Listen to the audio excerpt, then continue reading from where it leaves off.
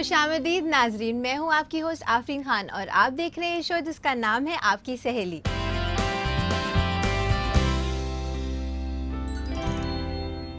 नाजरीन, आज हम आपके लिए लेकर आए हैं फैशन एक्सपर्ट टॉक, जिसमें हमारे फैशन एक्सपर्ट आपको बताएंगे हिजाब पहनने के बहुत सारे मुख्तलिफ तरीके और साथ ही साथ हम आपको मिलाएंगे हमारी विमेन अचीवर से जिन्होंने मुश्किलों का सामना करने के बावजूद अपनी मंजिल हासिल करी है।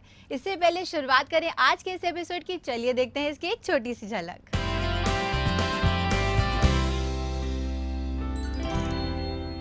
पहले हिंदुस्तान में तो ये नहीं दिखाई देता था, या तो लोग पर्दा करते थे बिल्कुल पूरा स्ट्रिक्टली या पर्दा नहीं करते थे। लेकिन अब बहुत सारी यंग लड़कियां जीन्स भी पहनती हैं, टी शर्ट भी पहने होती हैं, लेकिन आप देखें कि स्कार्फ बांधें। यूं तो कुदरत ने इन्हें हम और आप जैसा नहीं बनाया, लेकिन इतना हौसला अता किया है कि आज हम सब के लिए मिसाल बन चुकी हैं।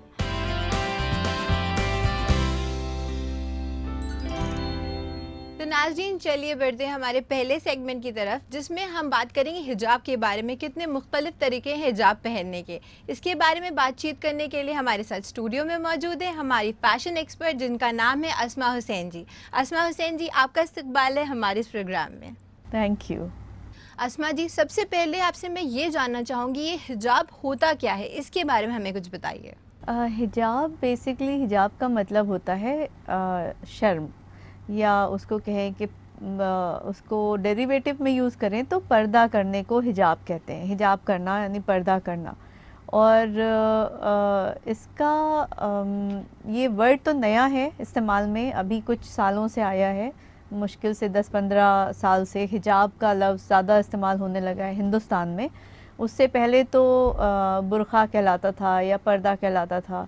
ये मिडल ईस्ट से ट्रैवल होके हिंदुस्तान में आया। जैसे जैसे लोग मिडल ईस्ट ज़्यादा जाने लगे काम करने के लिए, या वहाँ पे कम्युनिकेशन बढ़ गया, ट्रैवलिंग बढ़ गई, तो उसकी वजह से लोगों ने वहाँ के जो अरबिक और पर्शियन वर्ड्स हैं उन सब को इस्तेमाल करना शुरू कर दिया। तो ये हिजाब का लफ्ज़ जो है वो वहाँ से आया है। बेसिक इसका मतलब यही है कि पर्दा करना, पर्दे से इसका जो रिलेशन है वो हिजाब। और अब सिर्फ इस सेंस में यूज़ होता है कि आप स्कार्फ बांधते हैं, यानी आप सर ढकते हैं तो आप हिजाब करते हैं। तो हिजाब जो है वो स्कार्फ के डेरिवेटिव में भी यूज़ होने लगा है कि आपने स्कार्फ पहना है, आपने हिजाब किया है, इस तरह से इस्तेमाल हो जाता है ये लफ्ज़। जैसे कि हम बात कर रहे हैं हिजाब के बारे में, तो मेरा आपसे सवाल ये है कि हिजाब में क्या क्या बदलाव आए, किस तरीके के हिजाब देखने को मिलते हैं, इसके बारे में मैम हमें कुछ बताइए। बेसिकली तो हिजाब ये है कि जो इस्लामिक औरतें हैं, लड़कियां हैं, वो पर्दा करती हैं। जैसे कि इस्लाम में कहा गया है कि अपने आप को ढक के रखो, तो पर्दा करने के लिए हिजाब जो है वो इस्तेमाल होता है। बेसिक उसका यूज़ तो यही है। लेकिन अब बहुत तरीक़े हो गए हैं हिजाब करने के। यानी पहले तो जो लोग पर्दा करते थे वो स्ट्रिक्ट पर्दा करते थे, बिल्कुल बुर्का पहनते थे या अबाया पहनते थे सर से लेकर नीचे तक। लेकिन आजकल बहुत सारी कंट्रीज़ में जो बहुत पढ़ी लिखी लड़कियां हैं और रिलीजियसली पढ़े लिखे लोग हैं, वो सिर्फ स्कार्फ बांधते हैं, यानी सर को ढक लेते हैं, जो कि बिल्कुल पहला इम्पॉर्टेंट चीज़ है कि आपके बाल ढके होना चाहिए, बाल ना दिखाई दें, और चेहरे का जो साइड का हिस्सा है, गर्दन है, ये दिखाई ना दे। उसके साथ वो कपड़े ऐसे पहनते हैं जो कि पर्दे वाले कपड़े, यानी अगर आप शलवार जंपर पहने हैं तो वो आपको एक तरह से पूरी तरह ढके हुए है, या आपने ढीला ट्राउज़र पहना है, उस पर लंबी शर्ट पहनी है, उसके ऊपर जैकेट पहनी है, आपके हाथ ढके हैं, तो आपका एक तरह से बेसिक पर्दा है। तो बहुत से लोग अब सिर्फ स्कार्फ बांधते हैं और उसको हिजाब कहते हैं।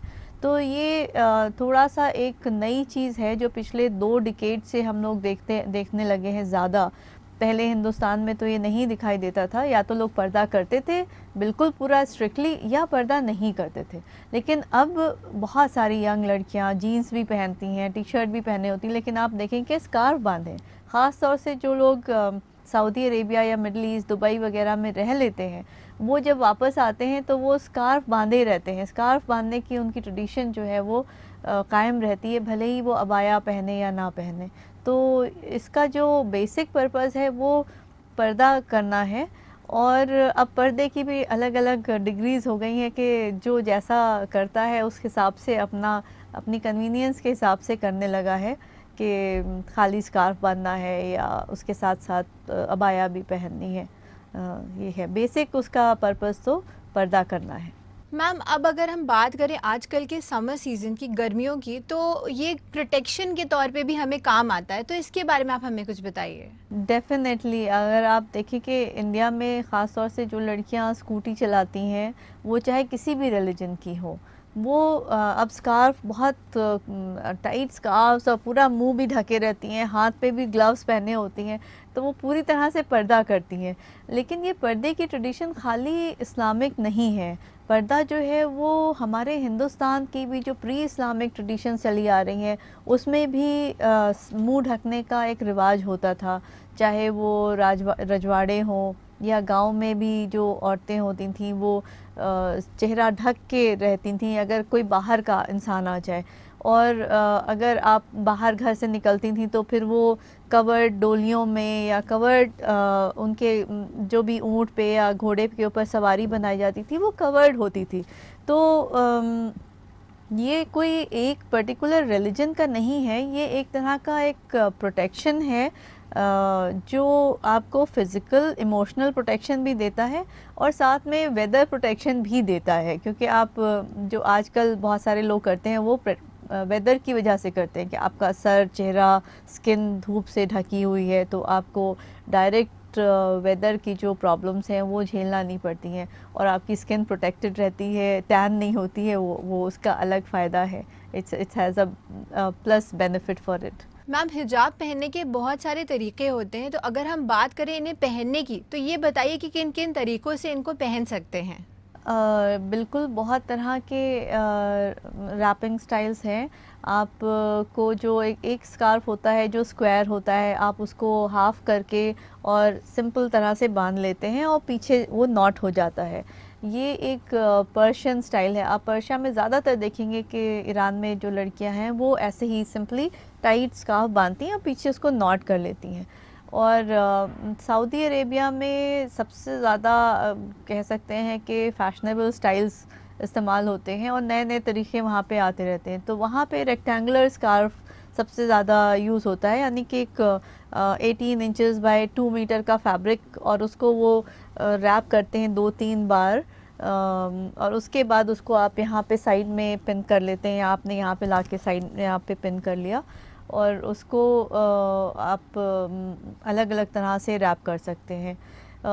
अगर आप साउथ ईस्ट एशिया में जाएं, यानी कि इंडोनेशिया और मलेशिया, तो आपको बहुत ही खूबसूरत और बिल्कुल डिफरेंट तरह के स्कार्फ्स दिखाई देंगे जिसमें ऊपर कैप होती है और वो प्री स्टिच स्कार्फ होते हैं। आपको कुछ करना नहीं है, आपने यूँ करके पहन लिया उसको और वो अपने आप फिट हो जाता है। तो उसमें आपका जैसे बेसबॉल कैप होती है वैसे आगे से आता है, कॉन्टूर बना हुआ होता है, वो आपका थोड़ा सा फेस को शेड भी करता है जिससे आपके फेस के ऊपर धूप भी नहीं पड़ती है। और उसके नीचे निटेड फैब्रिक होता है, इलास्टिकेटेड टाइप का, जो अपने आप यहाँ से फॉल करता है। तो वो प्री स्टिच स्कार्फ्स बहुत ही खूबसूरत लगते हैं। दूसरा एक स्टाइल वहाँ पे आता है जिसमें कैप्स होती हैं। आपने अक्सर देखा होगा कि जो एयरलाइंस की, आपको मलेशियन एयरलाइंस है या इस तरह के जो इस्लामिक कंट्रीज़ की एयरलाइंस की एयर होस्टेसेस हैं, वो स्कार्फ पहनती हैं। उसमें एक कैप होती है ऊपर, जैसे नेहरू कैप है उस टाइप की राउंड कैप होती है, और उसमें नीचे से फैब्रिक लगा होता है जो स्कार्फ की तरह आता है। वो अंदर से स्टिच होता है लेकिन उसका जो एक लैपल है वो ऊपर से आके साइड में आ जाता है, जिसके ऊपर आप एक ब्रोच या पिन लगा लेते हैं। तो that gives a very nice, वो कवर करता है लेकिन आपके फेस के पास बहुत टाइट नहीं होता, तो उससे एयर पास होती रहती है। अगर जो ह्यूमिड ट्रॉपिकल कंट्रीज़ हैं साउथ ईस्ट एशिया की, मलेशिया, ये सब जो आइलैंड्स हैं, तो यहाँ पे बहुत ह्यूमिडिटी हो जाती है, तो वो ह्यूमिडिटी में आपको परेशान नहीं करता है, वो एयर फ्लो होती रहती है। और कॉटन फैब्रिक्स पे होते हैं, लेकिन कॉटन फैब्रिक्स बहुत ही खूबसूरत होती हैं और हर कलर के स्कार्फ्स आपको मिलते हैं वहाँ। मैचिंग के, हर सूट के साथ के मैचिंग स्कार्फ्स पहनते हैं। जैसे हिंदुस्तान की ट्रेडिशन है कि आपके पास एक काले रंग का या बेज कलर का स्कार्फ होता है, आप चाहे कुछ भी पहने हो, यहाँ पे लोग सिर्फ वो अपना स्कार्फ पहनते हैं और अबाया पहनते हैं और बाहर निकल जाते हैं। बाकी कंट्रीज़ में ऐसा नहीं है। वो उनका एक वो आउटर गारमेंट है, और वो जैसे कपड़े बनाते हैं हम लोग, उसी तरह से वो स्कार्फ्स और अबाया बनाते हैं, अलग अलग तरह की, अलग कलर्स की, उस पे एम्ब्रॉयडरी भी होती है। अगर हेवी ओकेजन हैं, आपके पार्टी या शादियां हैं, तो आप देखेंगे उसके ऊपर बहुत खूबसूरत काम बना होता है, जरदोज़ी बनी होती है, क्रिस्टल्स लगे होते हैं। तो हर तरह के स्कार्फ्स और अबाया आपको आजकल मिलती है। It has become a fashion statement also कि आप पर्दा करते हैं तो उसका मतलब ये नहीं कि आप खूबसूरत ना लगें या प्रिटी ना लगें, आप अच्छे भी लगें और आप पर्दे में हों, आप पूरी तरह से ढके हुए हों। मैम, इस बारे में बातचीत हमारी यूं ही जारी रहेगी। तब तक कि अपने नाजरीन को बता दूं, अगर उन्हें देने हैं हमें अपने फीडबैक या उनके हैं कोई सवालात जिनके जवाब चाहते हैं वो हमसे, तो वो हमें मेल कर सकते हैं। हमारा ईमेल आईडी है aks@etv.co.in। नाज़रीन, वक्त हो चुका है एक छोटे से वक्फे का, मगर आप कहीं मत जाइएगा क्योंकि हम आपको बताएंगे कि आप हिजाब के साथ कौन कौन सी एक्सेसरीज ले सकते हैं। कहीं मत जाइएगा, देखते रहिएगा आपकी सहेली।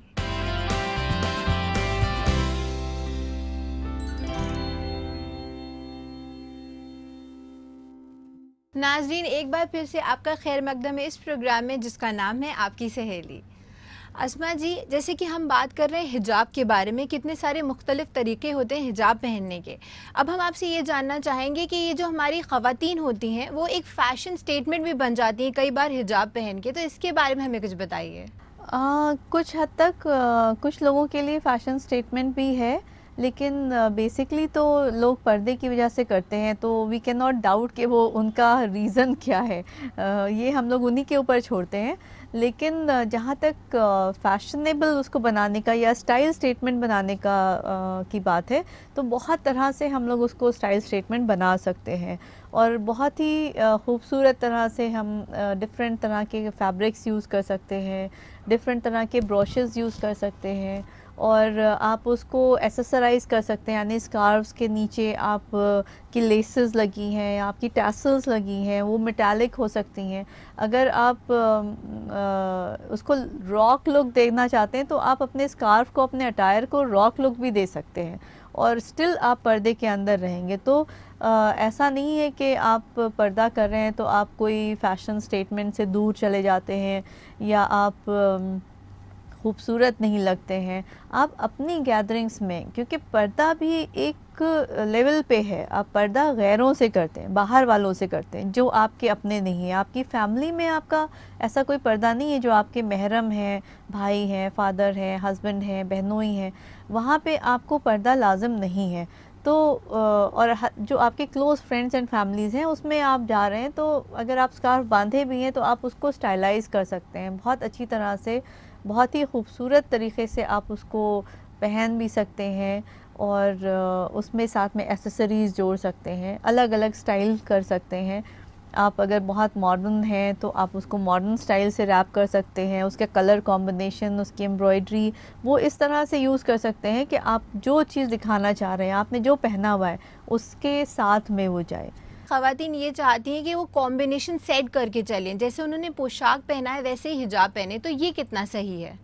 जैसे मैंने हैंडलूम फैब्रिक पहना हुआ है, ये हैंड वोवन इंडिया का बहुत ही बेसिक कहना चाहिए, ट्रेडिशनल यहाँ की जो हैंडीक्राफ्ट है, और उसके ऊपर ब्लॉक प्रिंटिंग और बाटिक प्रिंटिंग की हुई है, और उस पर चिकन की एम्ब्रॉयडरी भी है, और स्कार्फ जो है वो भी सिल्क है।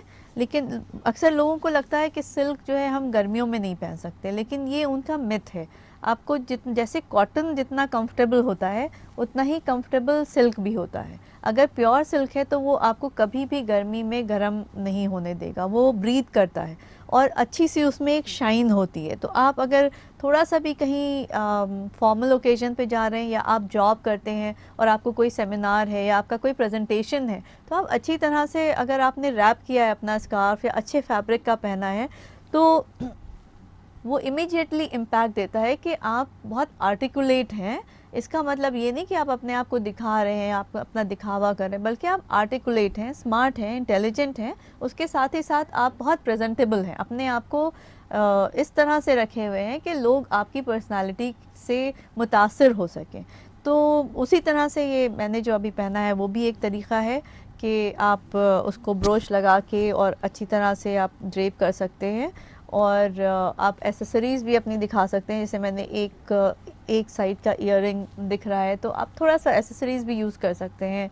और इसी तरह से जैसे शादियों में लोग जाते हैं, ख़ास तौर से दुल्हन, बहुत सारी दुल्हनें ऐसी होती हैं आजकल जो पर्दा करती हैं और बहुत सख्ती से पर्दा करती हैं, तो उनके लिए बहुत तरीक़े की अब स्कार्व्स हैं जो उनके जोड़े के साथ मैच करता हुआ, उस पे हल्का सा काम भी है। और जो हम लोग टीका छपका या जिसको झूमर कहते हैं वो पहनते हैं अंदर, जो पर्दा करने वाली ब्राइड्स हैं वो नहीं पहन पाती हैं, तो उनके लिए बहुत अच्छे स्कार्फ्स इन्वेंट कर रहे हैं जिसमें टीका स्कार्फ में यहाँ पे लगा हुआ होता है और आप साइड में ऊपर से झूमर को उस स्कार्फ का पार्ट बना सकते हैं ताकि वो उसके साथ में, स्कार्फ के साथ में वो बाहर आ रहा है, तो आपका स्कार्फ जो है वो स्टाइलाइज हो जाता है, उसके ऊपर ऑर्नामेंट्स आ जाते हैं जो आपके फेस को ग्लो भी देते हैं, आप ज्वेलरी पहन भी सकते हैं और उसके साथ साथ आप पर्दे में भी रहते हैं। तो बहुत तरीक़े हैं उसको करने के।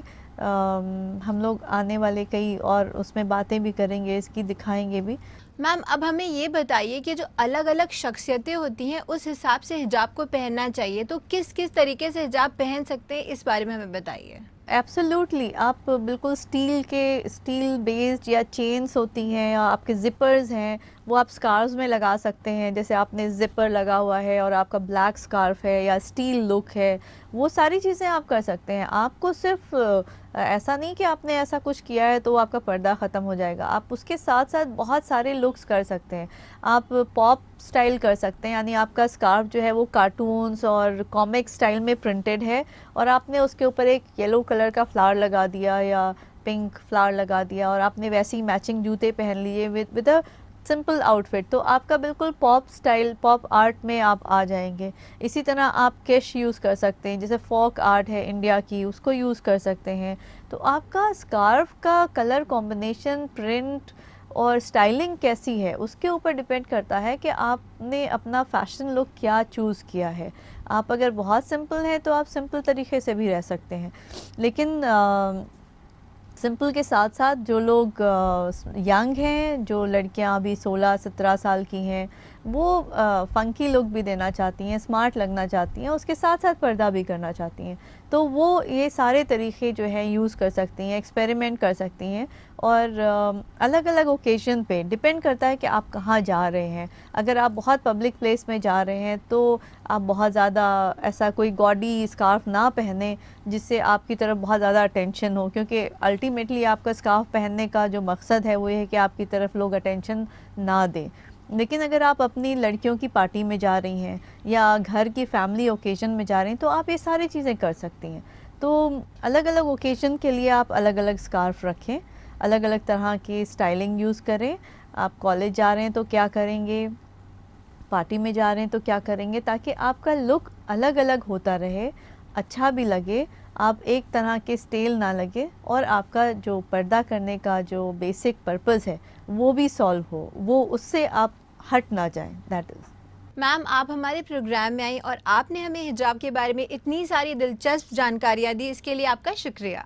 Thank you, thank you. नाजरीन, इसी के साथ मैं आपको याद दिला दूं, अगर आपके भी हैं फैशन से रिलेटेड कुछ मसाइल जिनके जवाब चाहते हैं आप हमसे, तो आप हमें मेल कर सकते हैं। हमारा ईमेल आईडी है aks@etv.co.in।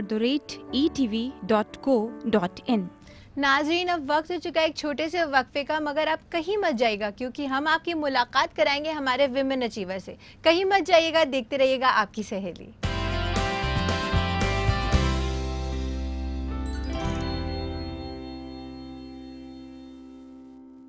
नाजरीन, वक्फे के बाद एक बार फिर से आपका खैर मकदम है इस प्रोग्राम में जिसका नाम है आपकी सहेली।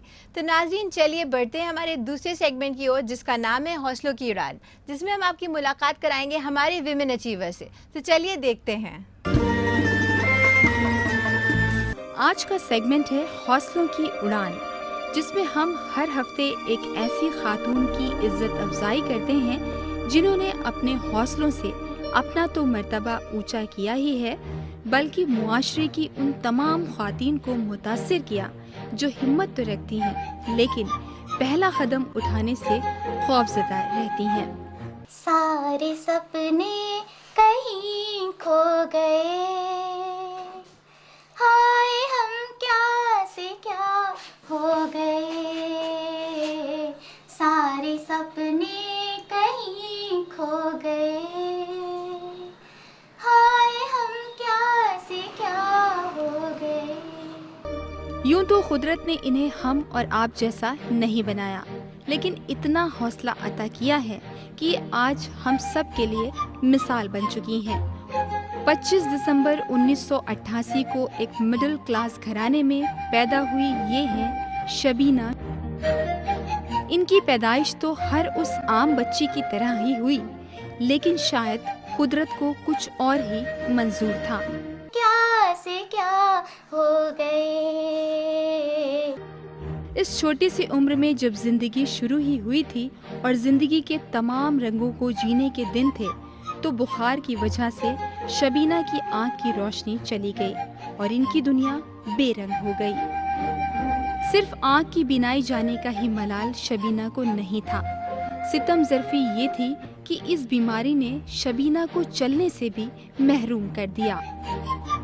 जिस बचपन में नन्हे पैरों को रोक पाना मुश्किल होता है, उसी उम्र में शबीना सिर्फ औरों की तरह खेलने के ख्वाब देखती थी।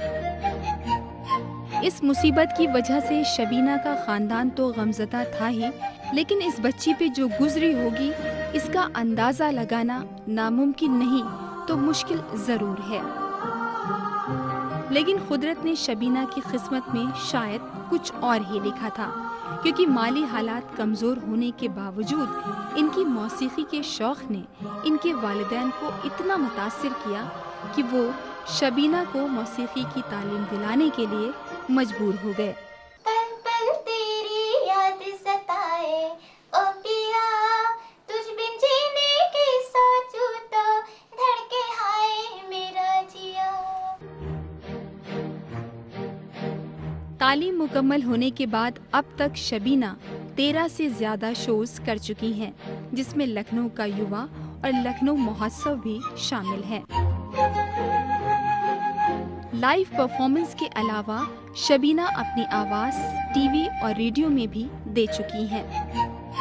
घंटों अपनी मौसीकी का रियाज करने वाली शबीना को यकीन है कि एक रोज़ ज़रूर उनकी आवाज़ दुनिया भर में मशहूर होगी।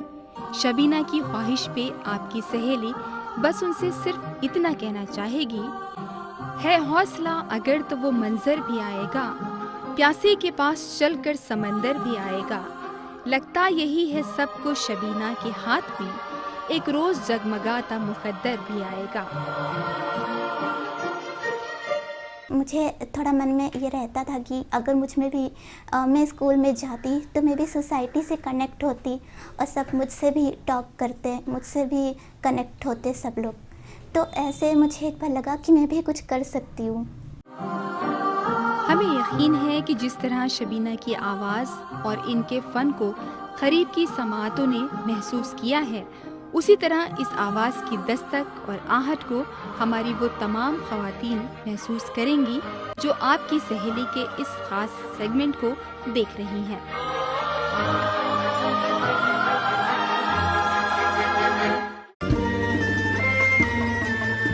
तो नाजरीन, ये तो कहानी थी शबनम की और हम उम्मीद करते हैं कि इनकी कहानी ने आपके दिल को ज़रूर छुआ होगा।